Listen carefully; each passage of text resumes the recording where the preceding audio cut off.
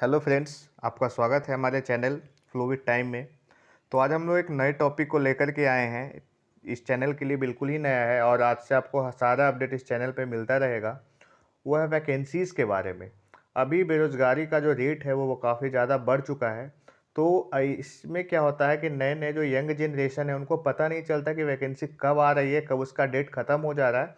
Preparation कैसे करें, कहाँ से कैसे मटेरियल इकट्ठा करें, क्या पढ़ें, क्या सिलेबस है। तो ये सारे जानकारी को लेकर के हम आए हैं। किसी भी तरह का डाउट हो आप पूछ लीजिएगा। तो अगर इस चैनल पे आपको सारी जानकारी मिल जाएगी।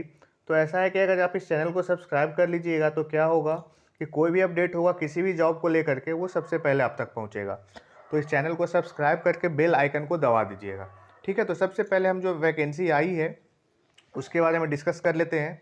तो ये जो वैकेंसी आई है वो इंटेलिजेंस ब्यूरो का है, जो मिनिस्ट्री ऑफ होम अफेयर से कंट्रोल होता है। गृह मंत्रालय का, ये गृह मंत्रालय विभाग से वैकेंसी आई है, इंटेलिजेंस ब्यूरो का है।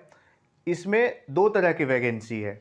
एक वैकेंसी एमटीएस मल्टीटास्किंग स्टाफ के लिए है और जो दूसरी वैकेंसी है वो सिक्योरिटी असिस्टेंट के लिए है।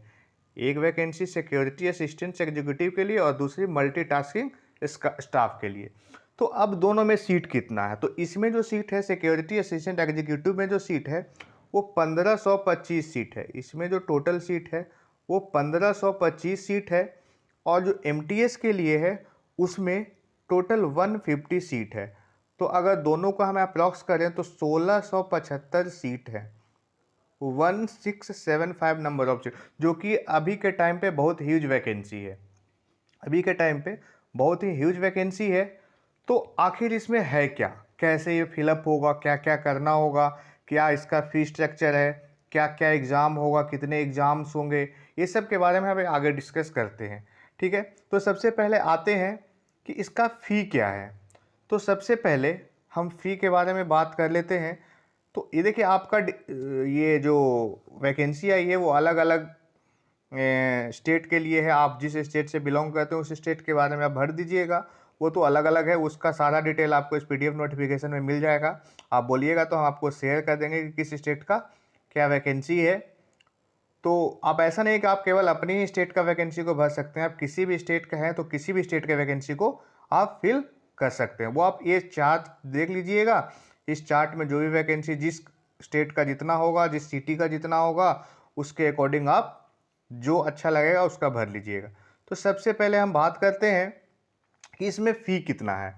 तो सबसे पहले इस फॉर्म को फिल करने के लिए जो जनरल कैंडिडेट हैं, ओबीसी कैंडिडेट हैं और ईडब्ल्यूएस कैंडिडेट हैं, उनको ये फॉर्म फिल करने के लिए जो फ़ी निर्धारित किया गया है वो 500 है, पर कैंडिडेट 500 है। और बाकी जो है बच गए ओबीसी कैंडिडेट, ओबीसी और जनरल तो हो गए, बाकी जो बच गए वो हैं एससी एंड एसटी। तो एससी और एसटी के लिए जो फ़ी है वो 450 है और सेम फीमेल के लिए भी है। मतलब ऑल फीमेल, जितने गर्ल्स लोग हैं सारे फीमेल्स के लिए भी यही 450 का फ़ी निर्धारित किया गया। मतलब आपको 450 रुपीज़ लगेंगे फॉर्म को फिल करने में। ठीक है, तो अब एज क्या है, किस एज वाले ये फॉर्म को भर सकते हैं, क्वालिफिकेशन क्या है। तो आगे हम बढ़ते हैं, आगे देखेंगे कि इसमें जो एज निर्धारित किया गया है इसका, वो एमटीएस के लिए देखिए अलग अलग के लिए अलग अलग एज है। एमटीएस के लिए जो एज है वो मिनिमम एज 18 ईयर्स है, मिनिमम एज 18 ईयर्स है। और जो मैक्सिमम एज है वो है आपका 25 ईयर्स। ये हम एमटीएस का बात कर रहे हैं, मल्टीटास्किंग स्टाफ के लिए। जो मिनिमम एज है वो 28 साल है और जो मैक्सिमम एज है वो 25 साल है। ठीक है, अब देखते हैं मिनिमम एज और मैक्सिमम एज के बाद जो ये सिक्योरिटी पोस्ट है उस पर क्या है। तो उसमें मिनिमम एज सेम है, उसमें जो आपका मिनिमम एज है वो 18 ही है और जो मैक्सिमम एज है उसको बढ़ा करके 27 ईयर्स कर दिया गया है। मतलब आप अगर IB सिक्योरिटी वाले फॉर्म को फिलअप करना चाह रहे हैं तो उसके लिए मिनिमम एज 18, मिनिमम तो दोनों का 18 साल ही है, और मैक्सिमम एक का 25 है MTS का, और IB सिक्योरिटी का 27 ईयर्स है। ठीक है, तो हम लोग एज भी डिस्कस कर लिए, फी भी डिस्कस हो गया। अब बात करते हैं कि ये एग्ज़ाम इसका कैसे होगा।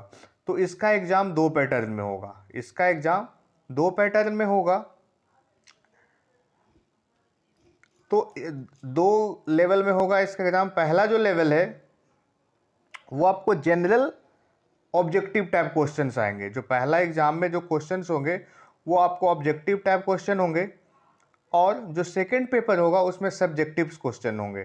ठीक है, पहला एग्ज़ाम में ऑब्जेक्टिव टाइप और दूसरा एग्ज़ाम में सब्जेक्टिव टाइप क्वेश्चंस होंगे। ठीक है, तो अब ये क्वेश्चंस जो आएंगे उनका सिलेबस क्या है, कितने मार्क्स का होगा, ये सब हम लोग डिस्कस करते हैं। ठीक है, यहाँ पे देखिए आपका जो टायर 1 एग्ज़ाम होगा वो 100 मार्क्स का होगा, और टाइम 1 घंटा उसमें दिया गया है। 100 मार्क्स में टाइम कितना दिया गया है, 1 घंटा। और सिलेबस आपके स्क्रीन पे सामने है। इसमें general awareness, quantitative aptitude, numerical analytical logical ability, reasoning, English language और जनरल स्टडीज़, और हर क्वेश्चन पे 1/4 निगेटिव मार्किंग है। ये टायर 1 का एग्ज़ाम हुआ 100 मार्क्स का। ठीक है, और जो टायर 2 का एग्ज़ाम होगा वो 2 पार्ट में होगा, 3 पार्ट में होगा।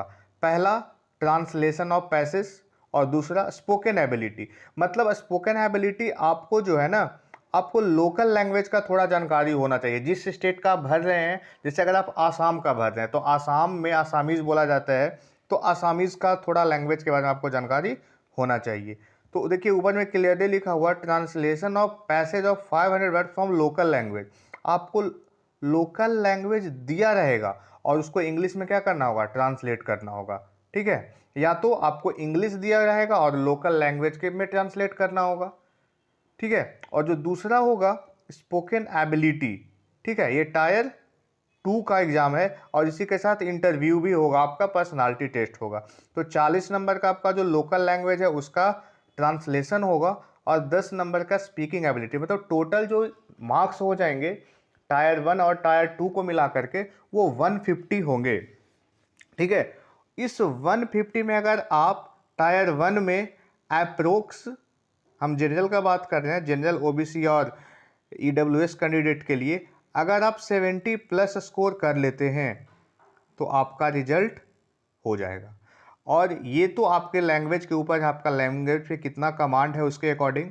ये 50 मार्क्स में अगर आप 30 प्लस कर लेते हैं तो आपका रिजल्ट हो जाएगा। तो अभी बहुत टाइम है, अगर आप अभी से भी इस पर कंसंट्रेशन से लग जाएं तो एग्ज़ाम इजीली क्रैक हो सकता है।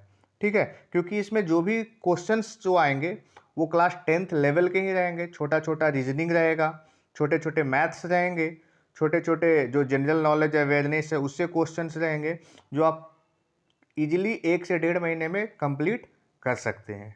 ठीक है, तो आगे हम लोग बढ़ते हैं। इसके बाद कि हम लोग ये तो देख लिए कि सिलेबस क्या है, ये भी देख लिए कि फ़ी क्या है, ये भी देख लिए कि किस कैंडिडेट का जो EWS है, OBC हैं, SC ST की इनका किस सीट क्या है। ठीक है, किस में। तो अब ये है कि इसमें आपको रिजर्वेशन भी अप्लाई होगा। जो SC ST कैंडिडेट हैं, OBC कैंडिडेट हैं, सारे का रिजर्वेशन जो होता है वो इसमें अप्लाई होगा। अब इसमें अगर आपका जॉब होता है तो आपको क्या सैलरी मिलेगी, हम इसमें भी डिस्कशन थोड़ा कर लेते हैं। तो ये लेवल 3 का जॉब है, ये जो है लेवल 3 का जॉब है। तो लेवल 3 में जो आपकी सैलरी जो होगी, जो इनिशियल ज्वाइनिंग के टाइम सैलरी होगी, वो आपकी बेसिक सैलरी होगी 21,000 के आसपास, और जो कंप्लीट आपको इन हैंड में मिलेगी बेसिक DA मिला करके वो 30,000 टू 35,000 के अप्रॉक्स आपको ज्वाइनिंग के टाइम सैलरी मिलेगी, चाहे आप किसी भी सिटी में रहिए। 30,000 से 35,000 के बीच में आपका सैलरी बनेगा। और ये सिटी टू सिटी डिफरेंट होगा। थोड़ा लो सिटी है, मतलब जहाँ गांव वाला इलाका है, उतना हाई प्रोफाइल सिटी नहीं है, तो उस सिटी में आपको 1-2 हज़ार कम मिलेगा। और अगर जो हाई प्रोफाइल सिटी है, बॉम्बे हो गया, कोलकाता हो गया, दिल्ली हो गया, बैंगलोर हो गया, वहाँ आपको 35 के अप्रोक्स मिलेगी। तो ये सैलरी आपको इन हैंड मिलेगी इतना 30,000 से 35,000। और हर महीने जो सरकार की पॉलिसी है, हर साल जो आपका इंक्रीमेंट लगेगा वो सब तो लगना ही है। तो ये काफ़ी अच्छी वैकेंसी आई है, क्लास 10th लेवल पे है। तो ये जो कैंडिडेट जो भी वैकेंसी का वेट कर रहे थे, और भी इस ईयर बहुत सारी वैकेंसी गवर्नमेंट की, स्टेट गवर्नमेंट की, हर स्टेट की, और जो सेंट्रल गवर्नमेंट की बहुत सारी वैकेंसी आने वाली है। तो इस चैनल पर लगातार बरकरार रहिए और डे टू डे अपडेट लेते रहिए। जो भी वैकेंसी आएगी आपको, गवर्नमेंट वैकेंसी, वो आपको इजीली अवेलेबल होगा इस चैनल पे। इसलिए इस चैनल को सब्सक्राइब कर लीजिए, लाइक कर दीजिए, बेल आइकन को दबा दीजिए, जितना हो सके इसको अपने ग्रुप में शेयर कीजिए। दूसरी बात, अगर आपको इसमें कोई डाउट है वैकेंसी से रिलेटेड कुछ भी, तो आप क्या करें, कमेंट बॉक्स में कोई भी क्वेश्चन पूछ सकते हैं, जिसको कोई भी ऐसा चीज़ है जो समझ में नहीं आया। अब इसका लास्ट डेट कब है, तो इसको फॉर्म को फिल करने का जो लास्ट डेट है वो 17 फेब है। ठीक है, तो ये डेट ख़त्म होने से पहले आप लोग ये फॉर्म को क्या कर लें, फिल कर लें। किसी भी साइबर कैफ़े में जाइएगा या खुद से भी भर सकते हैं। जो चार्ज है वो चार्ज दे करके आप इसको फिल कर लें। ये 28 जनवरी से स्टार्ट हुआ है फॉर्म भराना और 17 फरवरी तक चलेगा। ये सेंट्रल गवर्नमेंट की वैकेंसी है, तो इजीली इसमें कोई वो धांधली वांधली का सवाल ही नहीं पैदा होता है। तो इजीली आप इसको क्रैक कर सकते हैं, थोड़े से स्टडी करके, अच्छे से मेहनत करके। तो इस चैनल को सब्सक्राइब कर लीजिए, और जो भी कोई अपडेट होगा इससे रिलेटेड या किसी और वैकेंसी से रिलेटेड, या इसमें भी आपको कोई डाउट हो तो कमेंट बॉक्स में डाल दीजिए, हम उसका जवाब आपको मैसेज में दे देंगे। Thank you so much. मिलते हैं नेक्स्ट वैकेंसी और नेक्स्ट अपडेट के साथ। Thank you.